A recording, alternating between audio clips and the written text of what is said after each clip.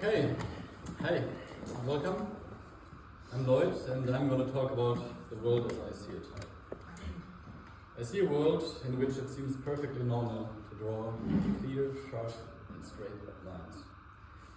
I see a world in which we draw more and more lines as we measure the world and shape it according to our will, as we extend our stars. I see a world filled with form that is there because there is a human will for it to be there. Form as the result of human ideas, thought that became material. I see a world filled with forms which are drawing a picture that is not working. Forms that are not part of a solution, but part of a problem. Being concerned with the world and its form as a designer, I ask myself, what gives me the authority to designate further form? What proclamation can I make of how form ought to be? After all, a form that is translatable as a blueprint is always an absolute truth. Make the chair like this, and it will be good. From my point of view, we have had enough good chairs. Rather than pursuing one grand feat, I believe in the power of small steps. Instead of giving form, I'm concerned with finding form, or growing it, stumbling upon it, nurturing it, and ultimately accepting it. It is the intentions that intrigue me, the causality, why the form appears in the world, as I consider my role as a designer as being the catalyst in a process out of which a form emerges. I see an emerging form in the bird's nest. The place has to be suitable to build a nest, the material as well.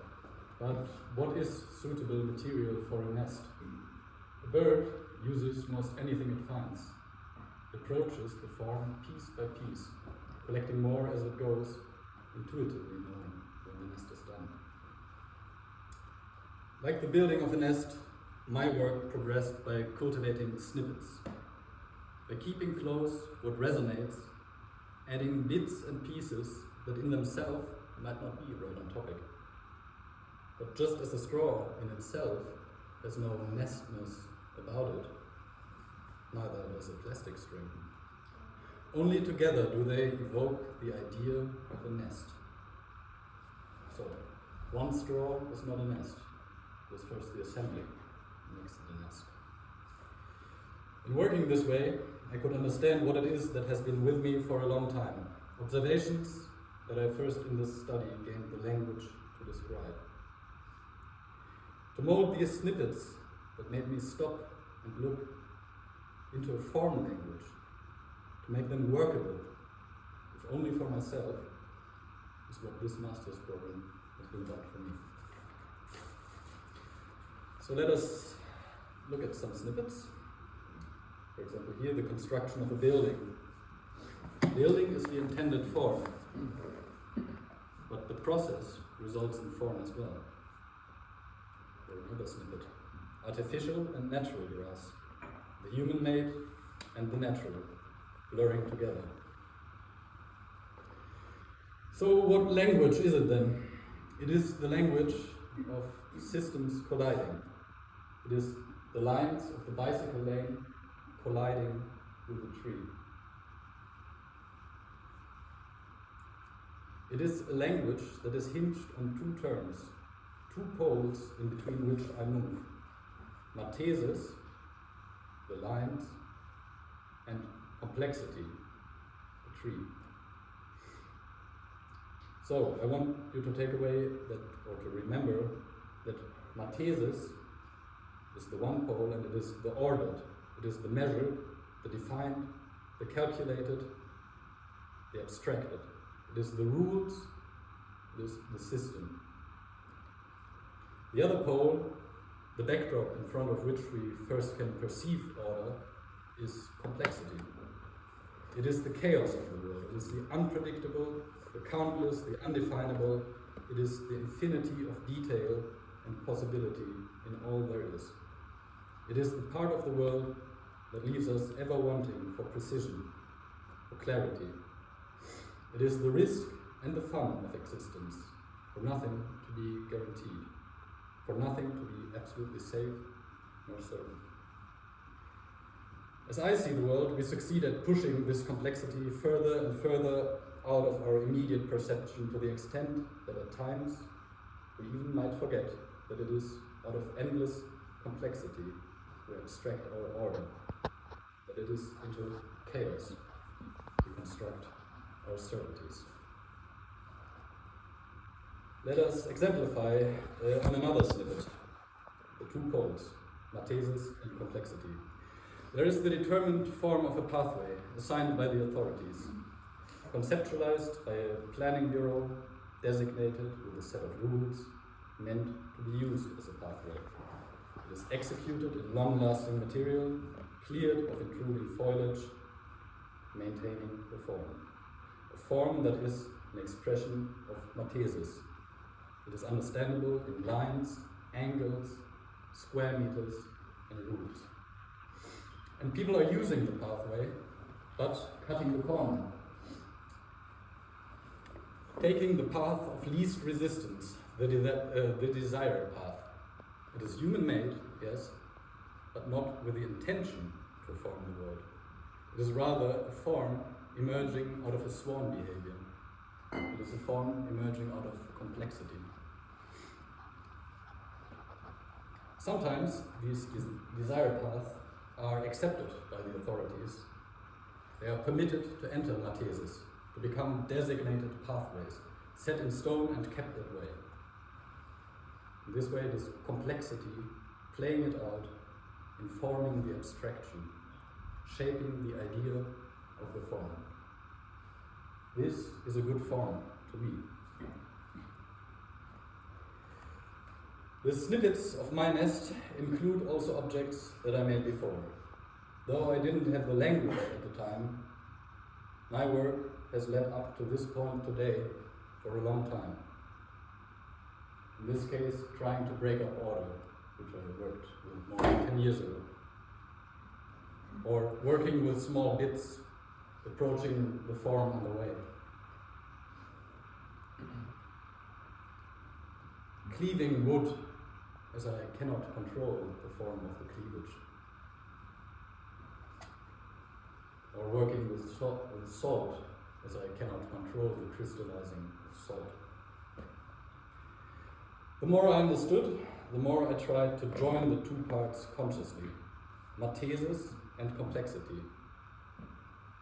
The complexity of a branch joined with the regularity of mathesis.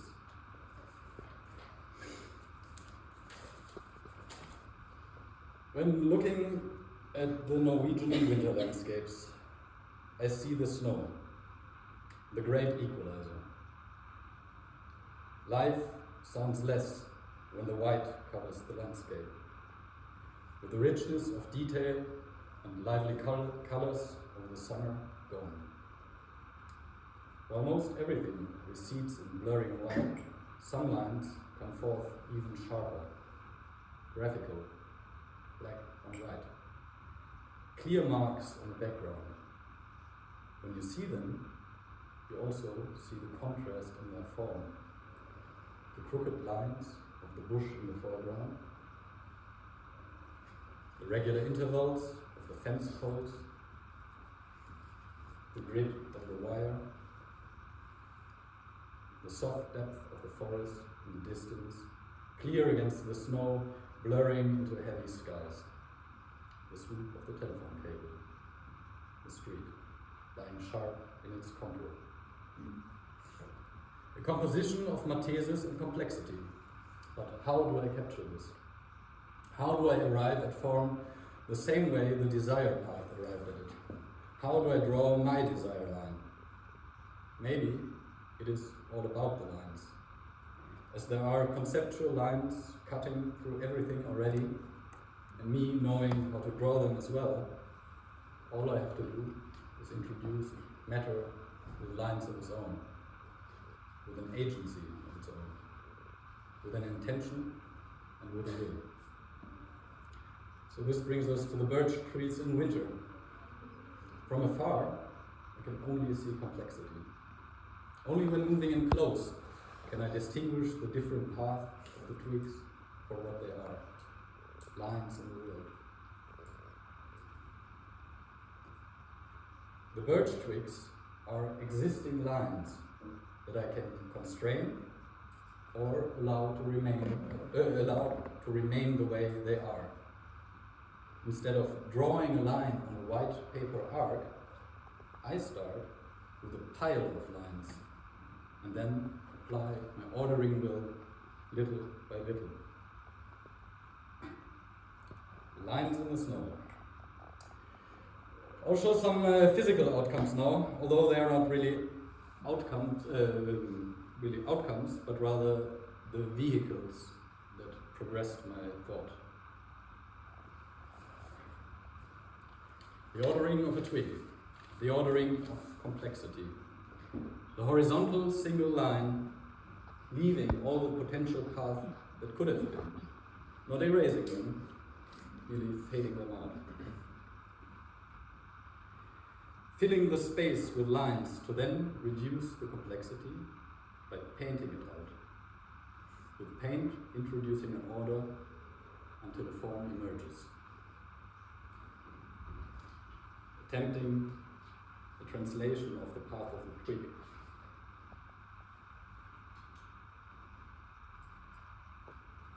Or restricting it.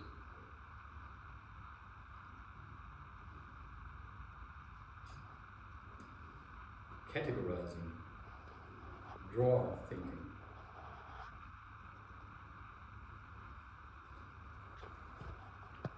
Reducing to smaller parts.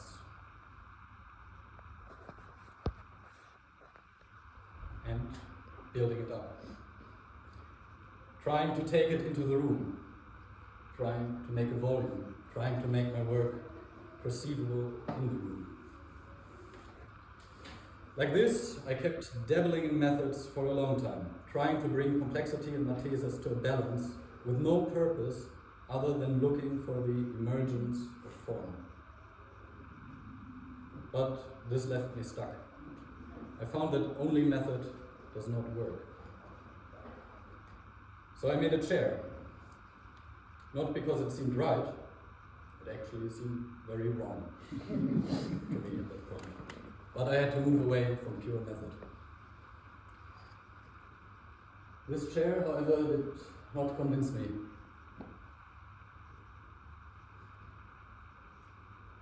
So I made another one.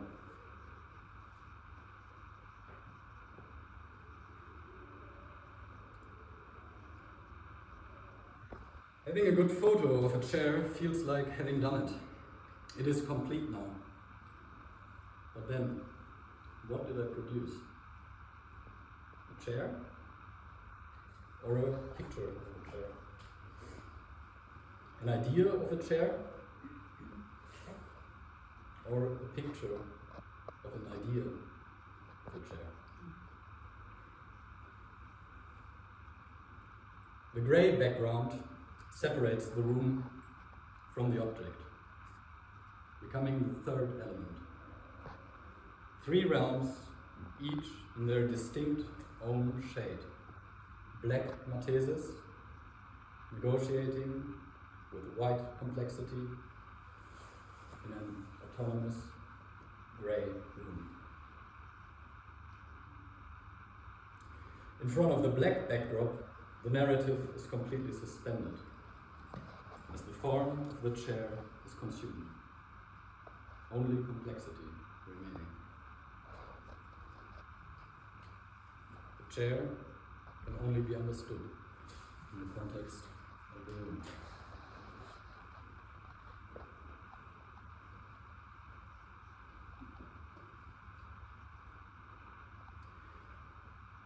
Another chair then. No chair to sit on, but a chair chosen as symbol for the field of furniture design. A form that everybody knows and most everybody can do.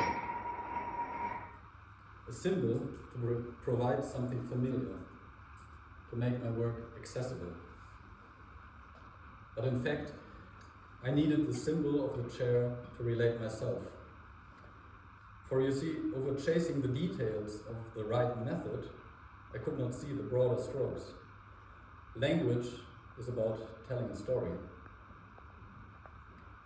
So it is first now that I can stop talking about talking and begin to tell a story. This chair is the first sentence of this story. So then, have I achieved what I set out to do? Was I even aware of what I wanted to achieve? Did form emerge? Standing here, looking back, I see that working towards the emergence of physical form resulted in the emergence of a language. A language that draws from the snippets of my perception, my sensibilities, my thoughts and opinions, weaving them, repeating them, keeping them close, letting them link, but letting them sink too. In this way, the material of my inner world emerges as a material that can hold up the weight of a thought. This is what I take out of this master studies. A solidification of my aesthetic opinion, a toolbox of concepts and precise words that stay with me. It is the expansion of my thought, which is the eggs in the nest, in my nest. When asked about how I would draw a line, this is it. And to all of you who are part of this world and part of this complexity we call Kio, you formed me. So, thank you.